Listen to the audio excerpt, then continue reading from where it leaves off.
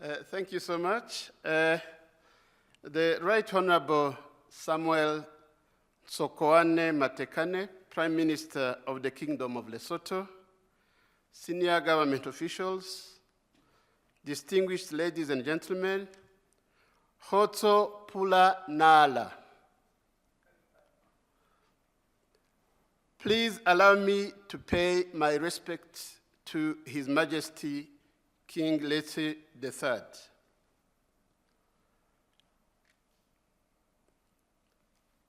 I'm particularly honored to represent His Excellency President Paul Kagame at this National Leadership Forum. On his behalf, I extend Rwanda's warm greetings to the leadership and the people of the Kingdom of Lesotho. We meet today out of a shared conviction, a conviction that meaningful transformation in our countries and on our continent requires honest reflection on governance, leadership, and development.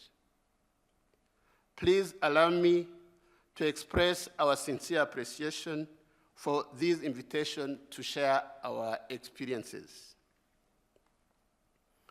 When Rwanda reflects on its journey, we do so with humility, recognizing that every country has its own context and no model is universally transferable. It is in that context that I will share a few practical lessons from Rwanda's experience that may help inform our collective reflection today. When Rwanda emerged from the genocide against the Tutsi in 1994, the country faced immense challenges. Institutions had collapsed, the economy was devastated, and communities carried deep trauma. Yet, even in those difficult circumstances, one thing remained within our control, and that is the choices we made about the future. Under the leadership of His Excellency President Paul Kagame, Rwanda made a defining decision. We would not allow our circumstances to define the limits of our ambitions. We would think beyond immediate constraints and will focus relentlessly on improving the lives of our citizens. It is this principle that I would like to reflect on through 3 lessons from Rwanda's experience. The first lesson is the courage to plan for a future that does not yet exist. In the early 2000s, Rwanda adopted Vision 2020, an ambitious plan to transform a largely subsistence agriculture-based economy into a knowledge-based, middle-income country. While not every target was achieved, Vision 2020 succeeded in creating direction, discipline, and national coherence.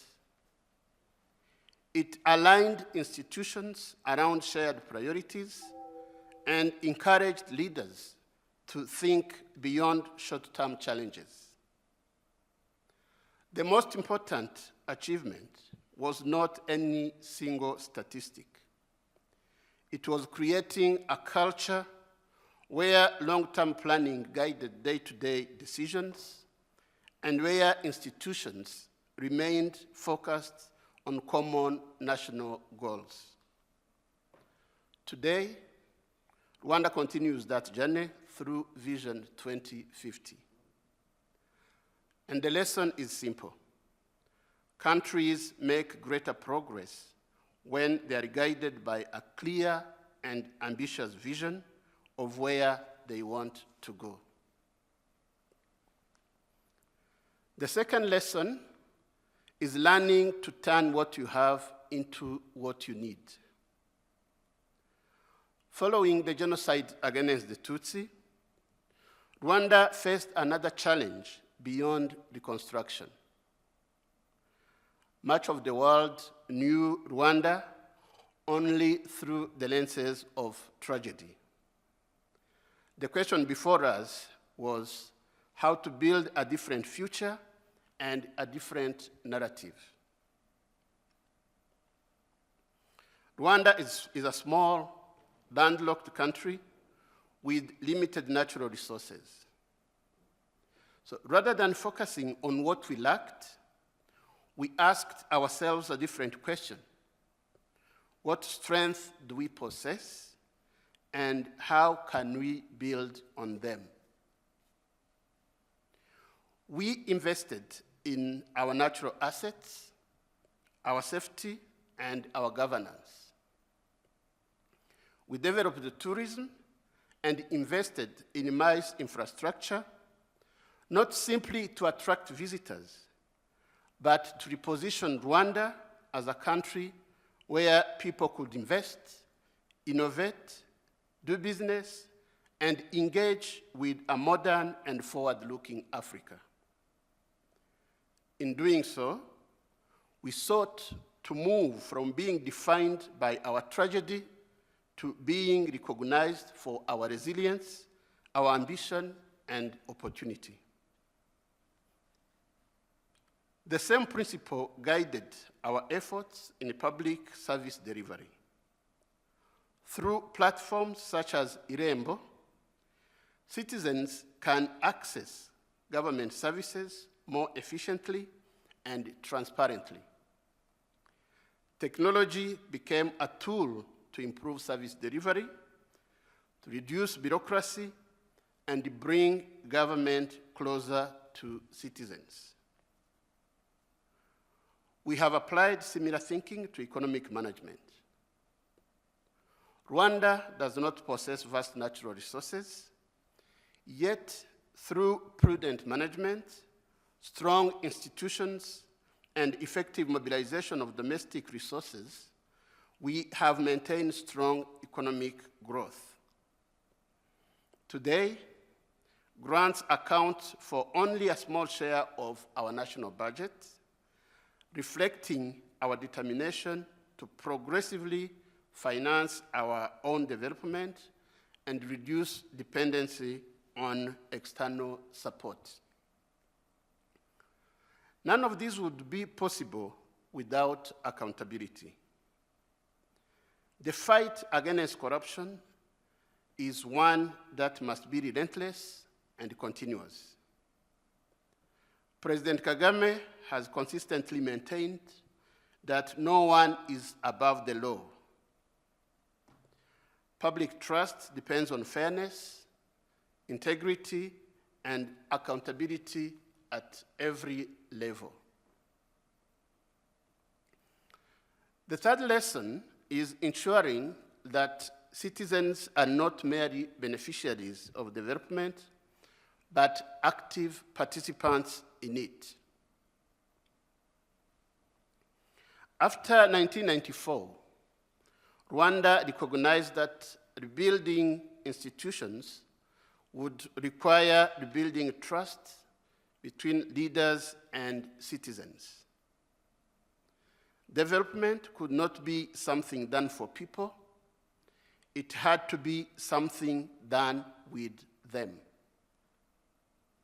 This understanding gave rise to initiatives such as Umushyikirano, that is Rwanda's national dialogue, a platform where citizens directly engage leaders, raise concerns, ask difficult questions, and hold institutions accountable. It is grounded in a simple principle that citizens are not only consulted at elections, but remain active participants in national dialogue year-round. This principle is also reflected in Imihigo, where leaders commit to measurable targets and are evaluated on their delivery.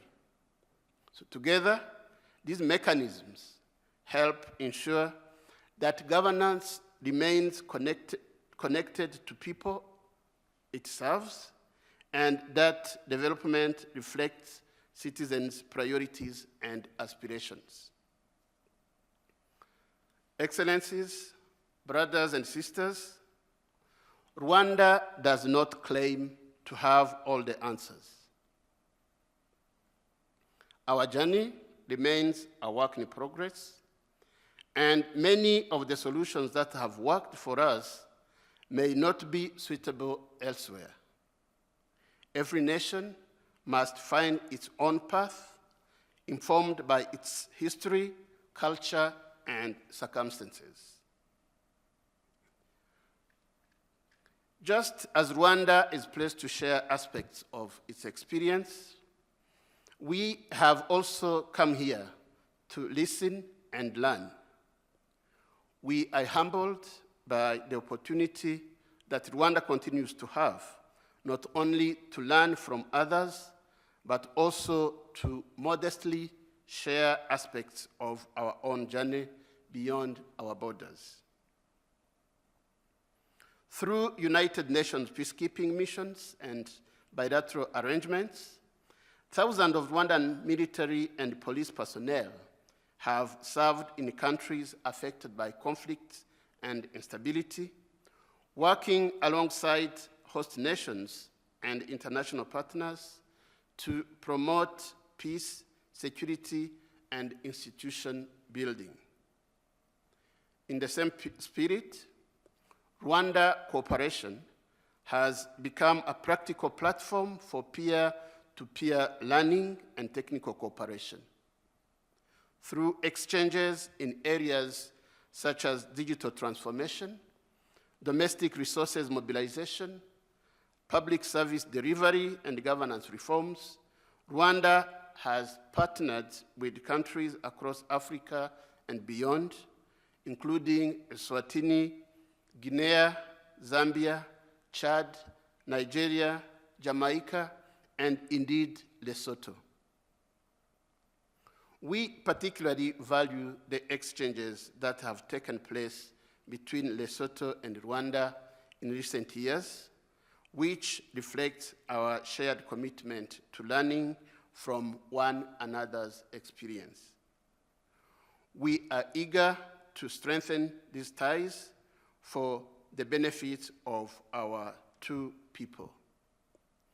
As I conclude, let me also emphasize that as Africans, we must have confidence in our own potential.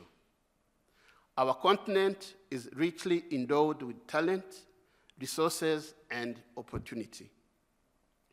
What determines our success is not the absence of potential, but the presence of leadership that unites people and mobilizes those resources around a shared vision.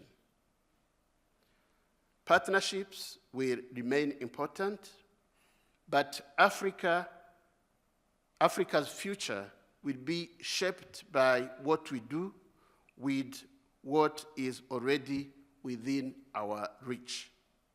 As leaders, we must take responsibility, strengthen institutions, fight corruption, mobilize domestic resources, and empower citizens as co-creators of development. Ultimately, leadership is about more than managing the present. It is about helping people believe in a better future and creating the conditions to realize it. Africa has what it takes. We have what it takes.